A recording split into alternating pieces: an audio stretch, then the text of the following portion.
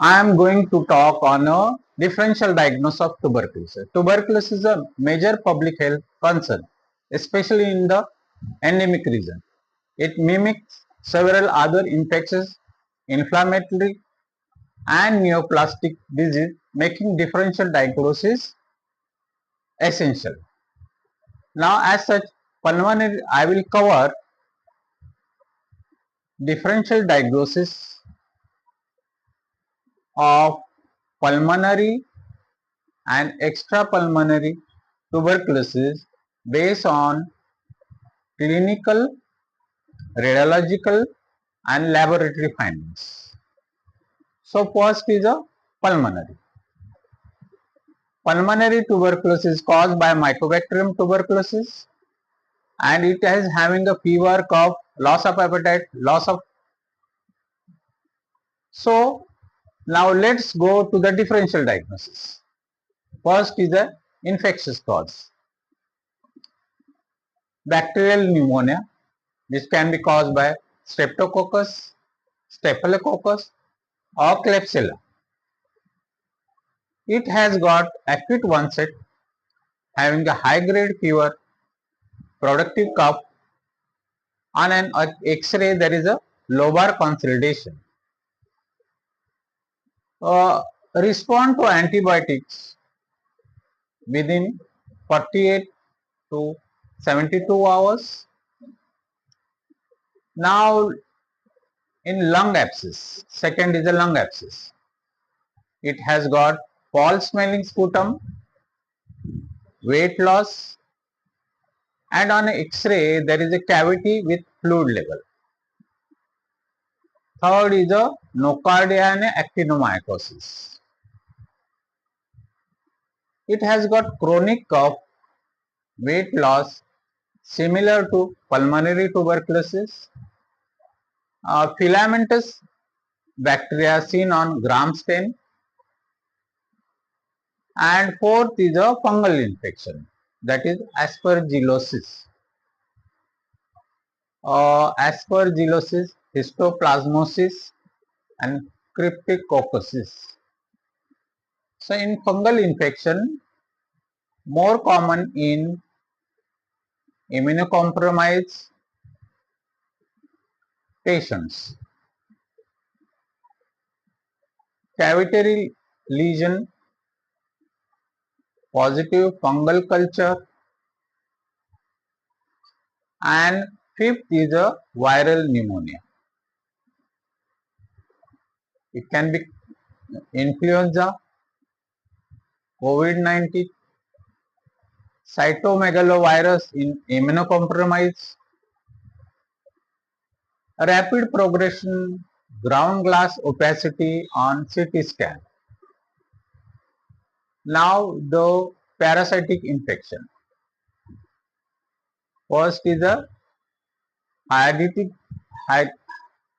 cyst, that is a echinococcosis, paragnomesis, lung cyst, eosinophilia, and in non-infectious causes, sarcoidosis, which is having bilateral lymphadenopathy, elevated serum ACE level, non-caseating granuloma. 8 is a lung cancer. It could be adenocarcinoma, small cell lung cancer or lymphoma. Symptoms mostly are hemoptysis, weight loss, history of smoking, solitary lung nodule, pleural effusion.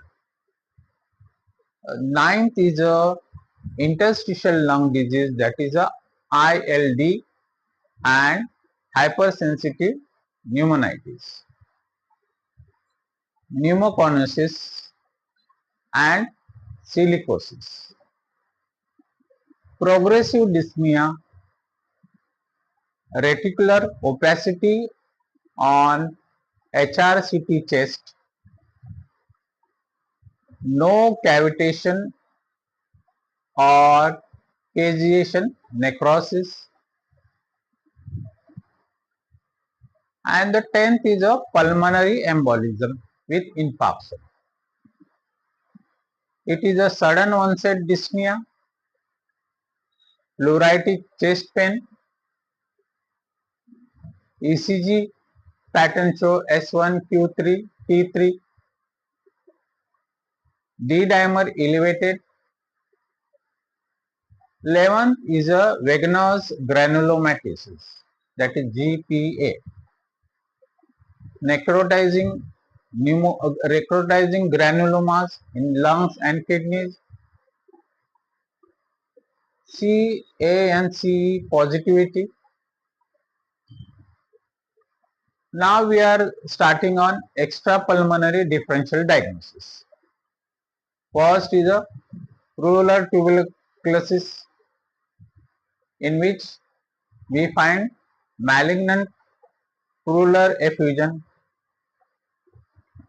lung, breast, cancer, lymphoma, bloody pleural fluid, high LDH level.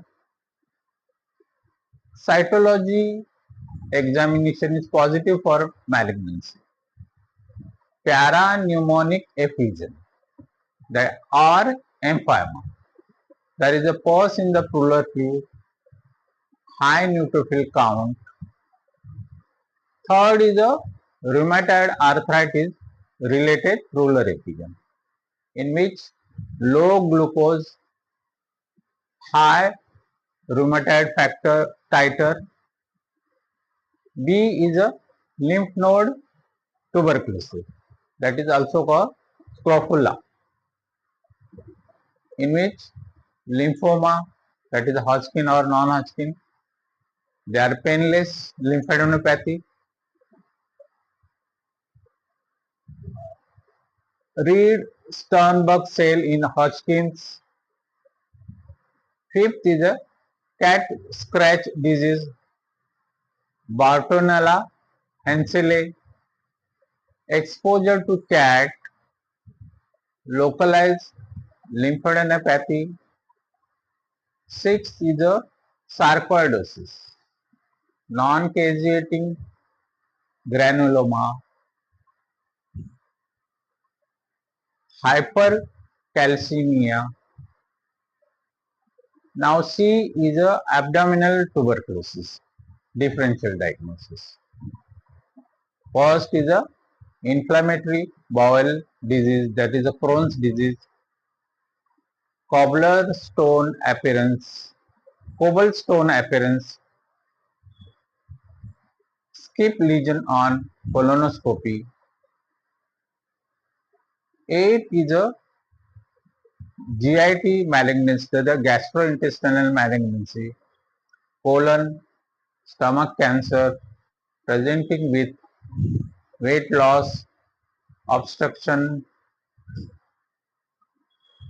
9th is a liver abscess, amoebic, pyogenic, fever, right upper quadrant, pain.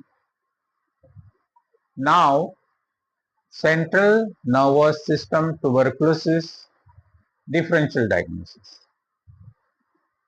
Bacterial meningitis, it could be streptococcus, Neisseria meningitis. It is an acute onset, turbid cerebrospinal fluid with neutrophilic predominance. Neurosarcoidosis, there could be a facial palsy, leptomeningeal enhancement. 12th is a brain tumor, that is a lymphoma, glioblastoma,